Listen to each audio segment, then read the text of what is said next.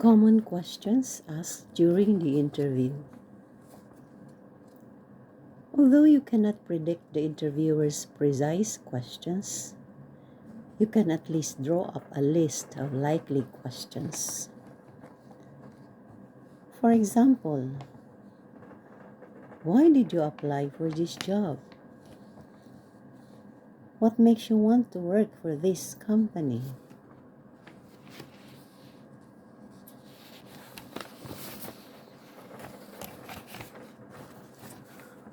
What do you think is your greatest achievement in your career so far? Give me an assessment of your strengths and weaknesses as a person and in the work you have done.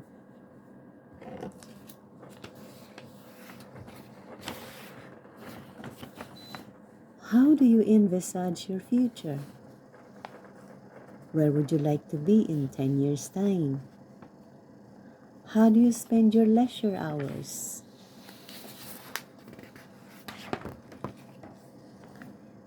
Here are some difficult questions. However much you prepare for your ideas, you are bound to find yourself facing some difficult questions, those that take you by surprise or that you hoped would never be asked. Whatever you do, don't panic.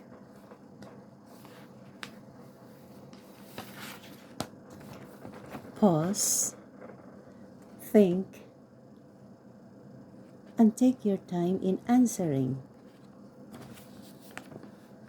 The interviewer is not looking for glib answers to difficult questions. If the question is subtle or complicated, don't be ashamed to ask the interviewer to repeat it.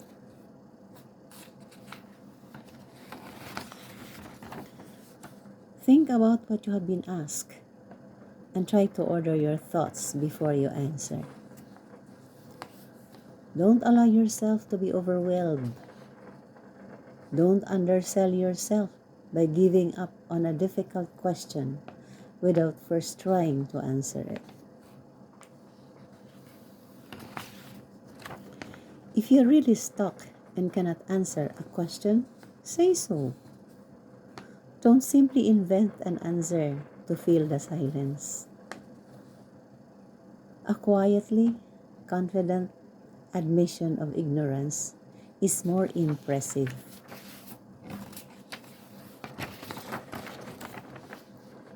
When you research the position, you presumably gain some idea of what knowledge and experience would be expected of the successful applicant and what would not. Remember, no applicant is expected to know everything, but he or she is expected to be educable.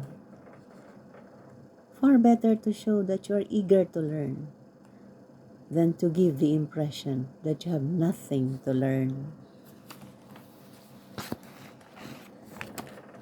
Here are some notes when answering questions. Keep your sentences short and to the point. Ask the interviewer to repeat a question if you do not fully understand. End your answers with positive points whenever you can.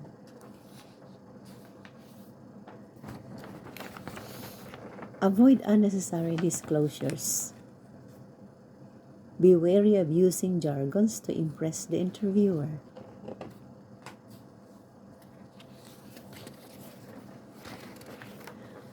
Don'ts when answering questions.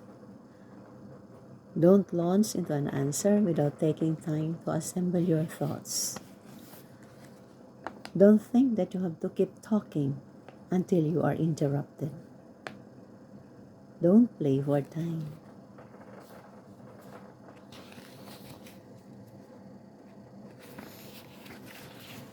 Don't talk in the abstract. Don't undersell yourself by being apologetic. Don't dwell unnecessarily on failures or bad luck. Don't exaggerate your current salary in the hope that this inflated figure will be matched or bettered by your prospective employer.